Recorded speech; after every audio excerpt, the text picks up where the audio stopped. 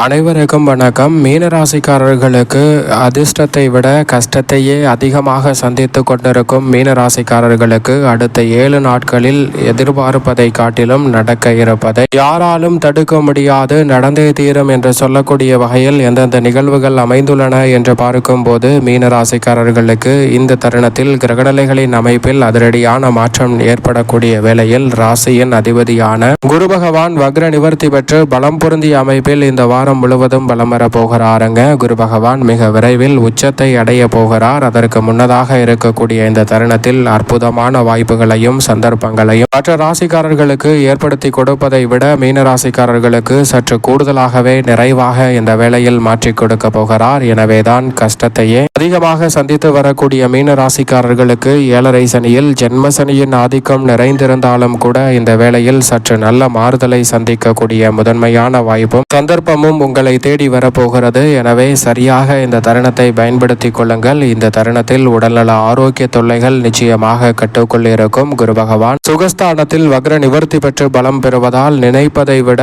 பல காரியங்களை விரைவாக செய்து முடிக்கக்கூடிய நல்ல ஆற்றல் மீனராசிக்காரர்களுக்கு நிச்சயமாக உண்டு. குரு பகவான் உடல்நல ஆரோக்கிய தொல்லைகள் உள்ளிட்ட பல சிரமங்களை இந்த தருணத்தில் விலக்கி நல்ல உடல்நல ஆரோக்கியத்தை திருப்திகரமாக மாற்றி கொடுக்க போகிறார். சின்ன சின்ன தொல்லைகளை சந்தித்தாலும் கூட அதிலிருந்து முழுமையாக மீண்டு வரக்கூடிய வகையில் சிறப்பான ஆற்றலை ஏற்படுத்தி கொடுக்கிறார். உற்சாகம் குறையாத வகையில் பல பணிகளை இந்த தருணத்தில் செவ்வன செய்து முடிக்கக்கூடிய நல்ல சந்தர்ப்பம் கிடைக்க இருக்கிறது. திருமணம், காதுகுத்து, வளகாப்பு, புதுமனை புகுதல் என பல்வேறு வகையான சுப நிகழ்வுகளை இந்த தருணத்தில் சிறப்பாக நடத்தக்கூடிய நல்ல சந்தர்ப்பத்தை குரு பகவான் சுகஸ்தானத்தில் வக்ர நிவர்த்தி பெற்று பலம் பெறக்கூடிய இந்த வேளையில் உறுதியாகவே மீனராசிக்காரர்களுக்கு இந்த வாரத்தில் சிறப்பாக கைகூட போகிறது. தடை தாமதம், சிக்கல், சிரமம் என்று இருந்த பல நிகழ்வுகளை இந்த தருணத்தில் விலக்கி அனைத்திலும் வெற்றிகரமாக மாற்றி கொடுக்கிறார். உச்சம் பெற்றதற்கு பிறகு ஜென்ம ராசியை வலுவாக பார்க்க போகிறாருங்க. எனவே 7.5 சனியில் ஜென்ம சனியின் பாதிப்புகளும் ஆதிக்கமும் சற்று குறைவடையக்கூடிய தருணமாக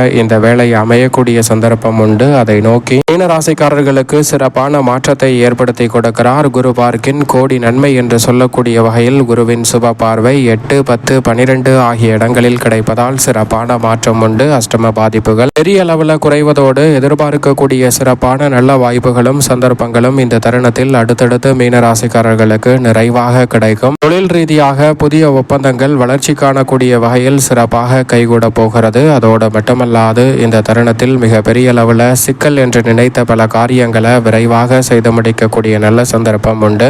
வீண் விரய செலவுகளை இந்த தருணத்தில் சுப விரயமாக மாற்றுவார். 7.5 சனியின் ஆதிக்கம் இருக்கக்கூடிய வேளையில் சுப விரயம் அமையக்கூடிய சந்தர்ப்பம் நிச்சயமாக கிடைக்க இருக்கிறது மீனராசிக்காரர்களுக்கு.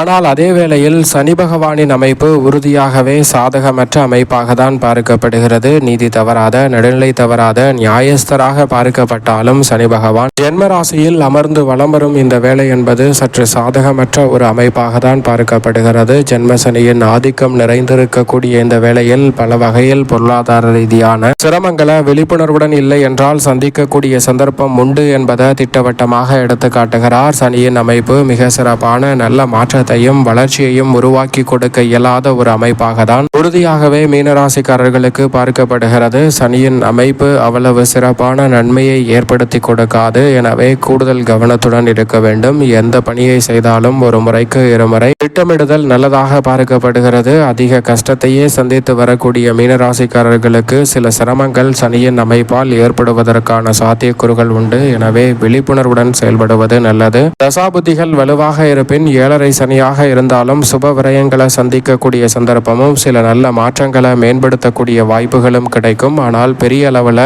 பலன் கிடைக்க இயலாத ஒரு அமைப்பாக தான் பார்க்கப்படுகிறது. எனவே கவனத்துடன் இருப்பது நல்லது. அதே சமயம் விரயத்தில் ராகு இருக்கிறார். ராகு விரயத்தில் இருந்தாலும் லாபஸ்தானமாகிய 12ஆம் இடத்தை நோக்கி நகர்ந்து கொண்டிருக்கிறார். அதே சமயம் யோகஸ்தானத்தில் கேது விளம்புகிறார். நிழல் கிரகமான ராகு மற்றும் கேதுவின் அமைப்பு உறுதியாகவே மீனராசிக்காரர்களுக்கு சிறப்பான வளர்ச்சியையும் முன்னேற்றத்தையும் இந்த தருணத்தில் ஏற்படுத்தி கொடுக்கும் ஒரு அற்புதமான அமைப்பாக தான் பார்க்கப்படுகிறது. மீனராசிக்காரர்களை பொறுத்தவரைக்கும் பெரும்பாலான சிக்கல்களும் சிரமங்களும் உறுதியாகவே கட்டுக்குள் வரும் சிறப்பான வேளையாக அமையக்கூடிய முதன்மையான சந்தர்ப்பம் சந்தர்ப்பம் உண்டு என்பதை நிழல் கிரகமான ராகு மற்றும் கேது உறுதிப்படுத்துகிறது. மிக பெரிய அளவில் மற்ற கிரகநிலைகள் சாதகமற்ற சூழலை உருவாக்கும் போது கேது ஒருவர்தான் அமோகமான நன்மையை கொடுக்கக்கூடிய அமைப்பில் விளம்பருகிறார். எனவே பல வகையான பிரச்சனைகள், நெருக்கடிகள், சிரமங்கள் அனைத்தும் கட்டுக்குள் இருக்கும். எதிர்பார்க்கக்கூடிய முன்னேற்ற வாய்ப்புகளை தடையில்லாமல் சந்திப்பதற்கான முதன்மையான வாய்ப்பும் சந்தர்ப்பமும் இந்த தருணத்தில் நிழல் கிரகமான ராகு மற்றும் கேதுவின் அமைப்பால் உறுதியாகவே கிடைக்கும். மிக வலுவாக ராகுவுடன் இணைந்து விரயத்தில் வளமருகிறார் மங்களக்காரகரான செவ்வாய், வித்யாக்காரகரான புதன். இரு கிரகநிலைகள் விரயத்தில் இருந்தாலும் ராசியின் அதிபதியான குருவின் பார்வை கிடைக்கிறது. எனவே ராகு, செவ்வாய் மற்றும் புதனின் மீது குருவின் பார்வை கிடைக்கக்கூடிய இந்த வேளையில் பல்வேறு வகையான சிக்கல்கள் நிச்சயமாக கட்டுக்குள் வரும். 2 மற்றும் 9ஆம் இடத்தின் அதிபதியான செவ்வாய் இந்த தருணத்தில் மிக வலுவாக நீங்கள் எதிர்பார்ப்பதை விட